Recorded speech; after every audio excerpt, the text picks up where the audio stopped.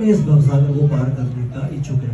नहीं है बड़ी प्रबल इच्छा, अगर हमें नहीं है देखा देखी में जी मेरे पड़ोसी ने या मेरी सहेली ने या पुराने प्रभु ने उन्होंने भी ले ली दीक्षा तो मैंने भी ले ली, नहीं। ये स्टैंडर्ड जो है ये घातक होगा।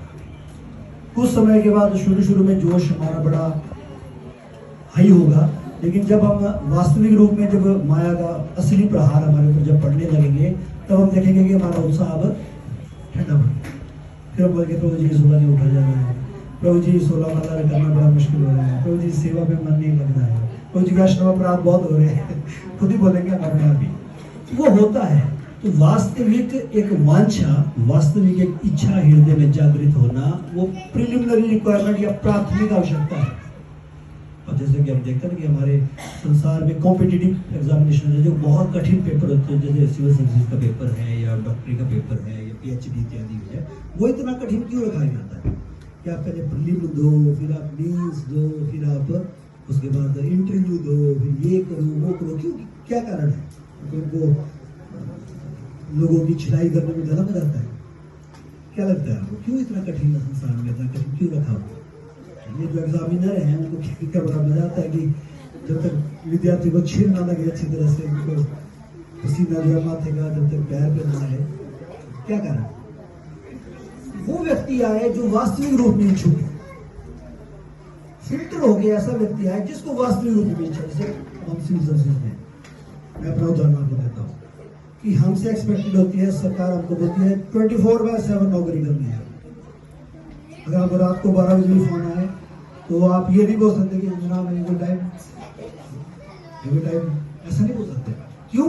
क्योंकि आप अपनी इच्छा से आए हैं, आपने फुल तैयारी की, कुल सालों साथ तैयारी की, प्री दिया, मेज दिया, किसी ने भी से डंडा लेकर नहीं बोला आपको क्या हो जी आओ, वैसा ही बदल मारे, वैसा ही बदल मारे।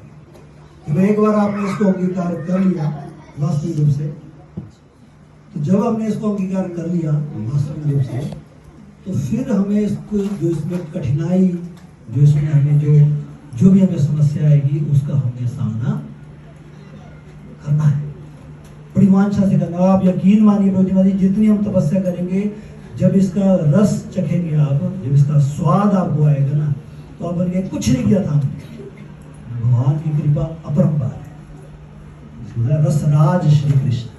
तो उनकी रस की छींटे पड़ेंगे हमारे ऊपर, क्योंकि हम तो बिंदु हैं।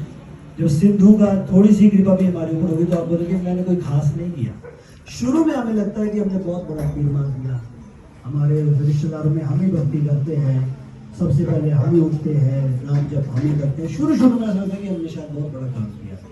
यकीन मानिए भक्ति इतनी उत्कृष्ट है कि जो हमारा एफर्ट है वो कुछ नहीं है, नगण्य है, वो कुछ भी नहीं है। जीवात्मा को जो मिलता है एफर्ट उसके आगे कुछ भी नहीं है। लेकिन वही बात है जो मैं आपको कई बार कहता हूँ, आपको एक काम सबसे महत्वपूर्ण रूप से करना पड़ेगा, वो है नाम जप।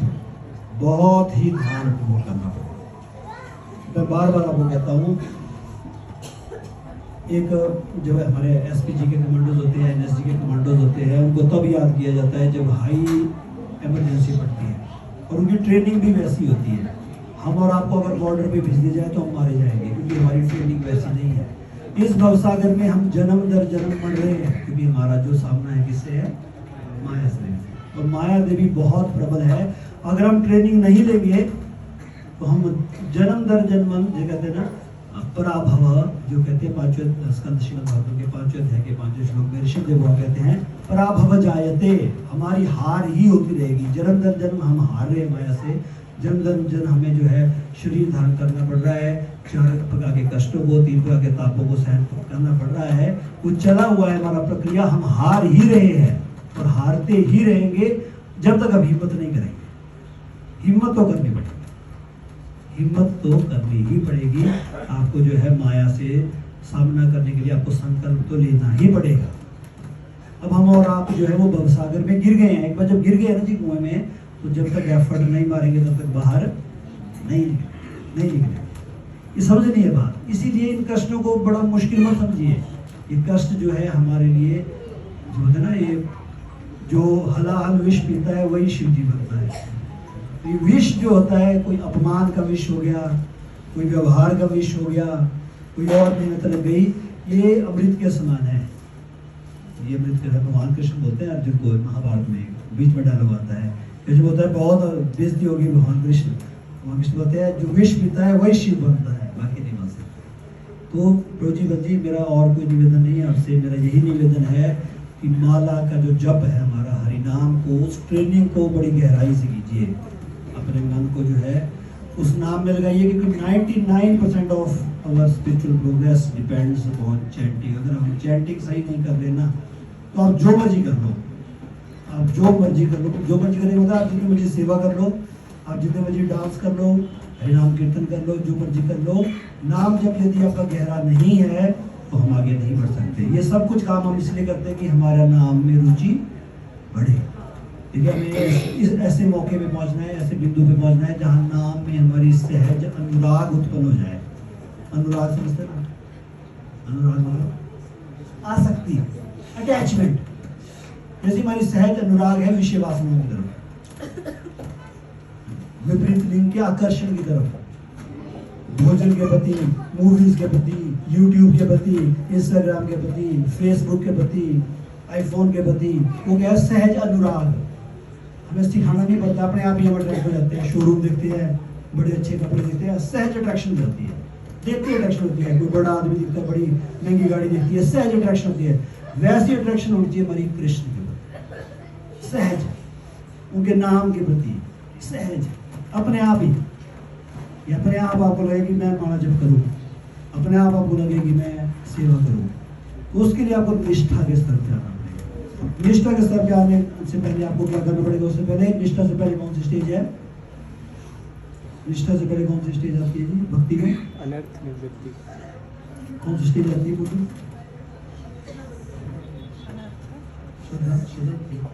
अनर्थ निवृत्ति। अनर्थ निवृत्ति किसने बोला?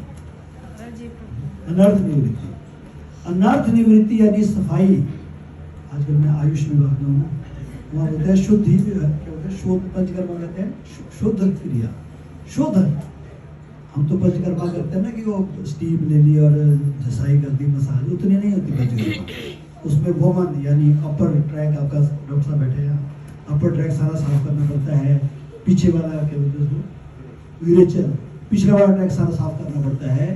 और पूरी तरह से पहले पूरी शरीर की सफाई होती है, तब होता है शुद्धिकरण।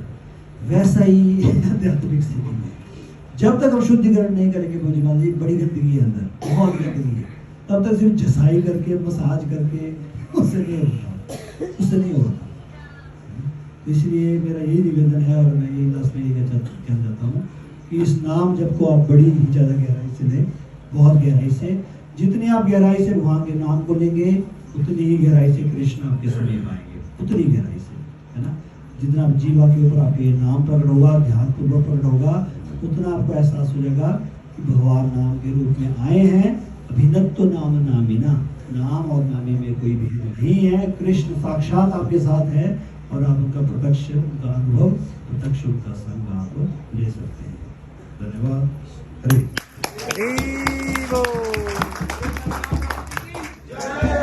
समस्त की, श्री प्रभुपाद की, हमारे गोपाल जी की।